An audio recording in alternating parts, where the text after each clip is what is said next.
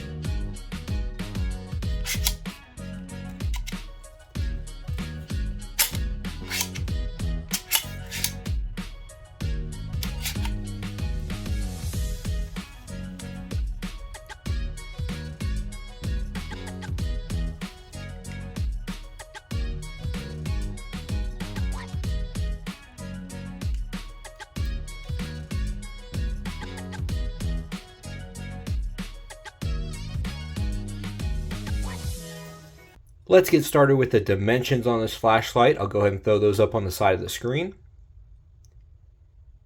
And while we're taking a look at that, let's look at some size comparisons. First off, we have a flat flashlight design in the Olight Arcfeld Pro. And these are actually very similar in length. Really close there. However, when we look at the width, you can fit two Arcfeld Pros in the width of the Cyansky. And then the Cyansky is much taller as well. And then let's look at another flat flashlight, but this one's much larger in the Wubin X1. So here we'll see the Wubin X1 is actually taller. It's also wider. However, the Cyansky is quite a bit taller top to bottom here. And one more comparison just to show a regular battery flashlight. This is a 21700 light here in the Sofirn SP35T. So the Cyansky is shorter than the Sofirn, but you can see how much of a difference the Cyansky would make in your pocket versus the 21700 battery here in the SP35T. So that is the size on the Cyansky Vanguard. As far as battery and charging, this does charge via USB-C cable, as we'll see the USB-C port here. That is exposed though, so this is not going to be waterproof. Now this does have two batteries. One is a built-in 21700, which is going to be the same size battery as what's in this SP35T that we just looked at. That cannot be removed, however. But this does come, or at least it's supposed to come, with a replacement battery, or a backup battery, I should say. That is an 850 milliamp 16340 battery. So normally, when you would open the slide here, that would come in this little port here, this little chamber, I guess you could call it, and that would then go in effect if your 21700 runs out of battery. You could then use your backup battery, and that one can be removed, that one can be replaced. Unfortunately though, I received mine without the battery. It might be a good thing that happened though, because this led me on a journey to try to go out and purchase a 16340 battery to put in there, because I wanted that backup battery and I wanted the fun factor that it provides, which we'll talk about here in just a moment. But that led me to realize that it's very difficult to find a 16340 battery. I looked pretty much everywhere I could find on any reliable, trustworthy website that sells batteries in the United States that I would normally look at, and none of them carry this battery size. So pretty much my options are to make a purchase on, one of the like AliExpress, something like that, from a dealer that I've never heard of and has very low reviews. Pretty much that's my only option. So I just say that by using a 16340 battery in there instead of going with another size, if that goes out on you, you might have a hard time replacing it. When charging this though, this does charge up both the 21700 and the 16340 if you have that in there. So when you're charging this, it does have a battery indicator. So let's go ahead and turn the light on. You'll see mine is flashing green. So I'll go ahead and throw up what all the percentages are up on the side of the screen. And as far as actual charging this, to charge both batteries from nearly empty, you're looking at about 4 hours to get from close to 0% up to 100% to charge both batteries together. When we look at the design of this flashlight, it comes in this boxy shape, and the purpose is because this is supposed to resemble a firearm slide. So here I'm going to pull out a firearm here, handgun, and so you'll see that it's going to look and operate quite a bit like an actual firearm, specifically a handgun. So you'll see here, not all firearms have these, but there's like these cutouts. Sometimes you get them in the front, sometimes you get them in the rear, sometimes you don't get them at all. But this is to basically help you to be able to do checks for inside the slide of your firearm. So I can just do that from the front or the back. And so for those of us who enjoy firearms, this is meant to be a fun factor thing, to be able to open the slide and kind of rack the slide as you would. Now, of course, this is empty, but if you would have a cartridge in here, and then when you would rack the slide, a cartridge would go flying out. Well, that's what's supposed to happen with the backup battery, which it even comes with like a kind of like golden colored backup battery that's to resemble a cartridge. And so when you do this, it's supposed to kind of go flying out like a cartridge. So it's supposed to give you that same kind of fun factor to make you feel like you're racking a slide. But obviously mine didn't come with that. Now additionally, when you pull the slide back, you can see here that it exposes the barrel. And on the Cyansky, the laser is meant to serve like a barrel, so it's really kind of cool to look at.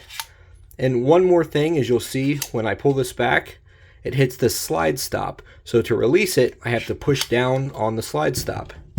Same thing with a actual firearm here. There's a slide stop. I push down on that and it releases so that I can release the slide there and go forward. As we turn the light over though, that's not only where the charging port is located, but that's also our buttons that control our laser and our white light. Now as far as the quality of these buttons and how they feel, they're just basically like two flat buttons. There is a little bit of wiggle room in there. If you can see, they can kind of move back and forth a little bit. There's a little bit of play there. As far as the actual pressing of the button though, feels pretty smooth, easy to click. Nothing wrong with these buttons, nothing overly special. They're just kind of okay buttons, they work. This comes with both a green laser and a standard white LED light output. Now for the laser, I'm not sure exactly which laser it is, but I'll say it's really powerful, and I think it might be the new strongest laser in my collection. We'll take a look at that later in the beam shots, but additionally, I'll probably do a video where I actually bring out all my different lasers and compare them, and I think this one's going to outperform those. But as far as the emitter that this uses, I've never heard of it before. It is a CT30W75050L. Not familiar with the emitter. Based on what I can see inside though, it looks pretty throwy. It's very high intensity. If you can see that, very, very bright. It kind of inside reminds me of an SFT40 type of deal, so that's what I'm guessing it's going to look like. But I will say, especially on the lower ones, which the color of this table is making it look worse, but it does come off a bit greenish. So, you know, this might be a bending issue, but my guess is that most of these are probably going to be on the greener side as far as the tint. Let's go ahead and throw up those performance numbers on the side of the screen.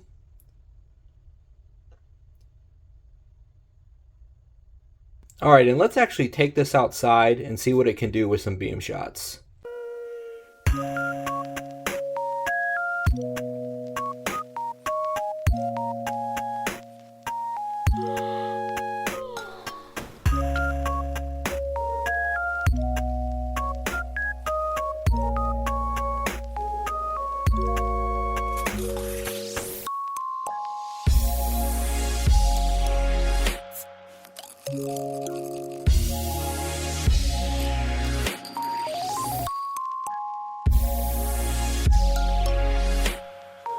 Let's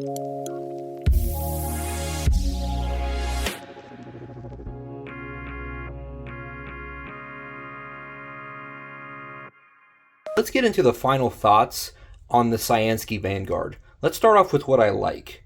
Well, I like the LED output. Of course, I'm not that big of a fan of the green tint on it, but I was pretty surprised that something in the shape was able to perform with that beam profile. That's pretty incredible. I like the attention to detail on this actually feeling like I'm sliding a handgun right now. This is really fun to use and I enjoy it a lot. I think I'd enjoy it a lot more if I had that backup battery in there, which leads me to the next part, which is I like that it comes with a backup battery normally. And the main reason is because when you have a built-in battery, usually once that goes bad down the road, that then makes that light basically a throwaway light. But the fact that you can replace the backup battery, this is never a throwaway light. You can always just get a backup battery of 10 years down the road. If that 21700 dies, throw a new backup battery in there and you'll always have some sort of life out of this. As far as what I love on this, I love the laser. That is probably the best performing laser in my collection, as I said earlier. Pretty surprised that it's as good as it is. So that alone makes this worth it for me because I really enjoy just the fun factor of the lasers. Now with that said, I also love the fun factor of this. Sliding it back and forth and just being able to fidget. I'm somebody that likes to fidget a bit, and having something to fidget with, that I'm carrying on me, that's pretty cool. Again, though, I think I love it more if I actually had the little backup battery in there to kind of pop it off and put it back in and do that with. And I love this case it comes with. It makes it feel like you're actually getting almost like a firearm in the case. And it's actually just a really nice case, so you can technically just carry it around or keep it in this. And I mean, it'll stay protected now. It's a nice case. As far as what needs improved, I mean, I basically already said these things, but just to recap, I would like to see them use an emitter that isn't so green.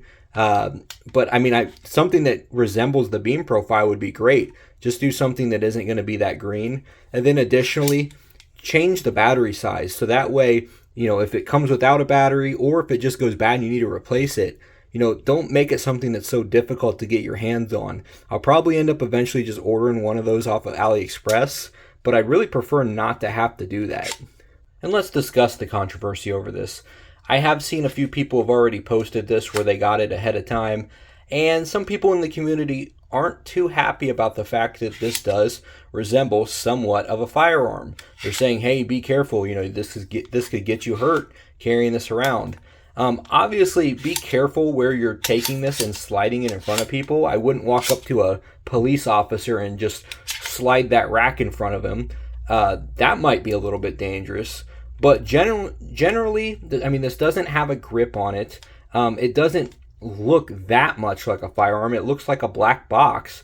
I mean, you would have to slide it to really throw somebody off like that. So, of course, know what you're getting. This isn't going to be everybody's cup of tea. I mean, this type of thing it's a little bit more if you're into firearms or if you're just somebody who likes to fidget, you're going to enjoy this a bit more. But obviously, if you despise firearms or if you're just somebody that doesn't want to take the risk of carrying anything that could even be somewhat considered that way, then fine, go with something different. But for me, this kind of is something that I enjoy, and I'm definitely impressed with the performance on it. As far as price, we are looking at $89. I believe this is still only being sold on Kickstarter, so I will post a link to the Kickstarter.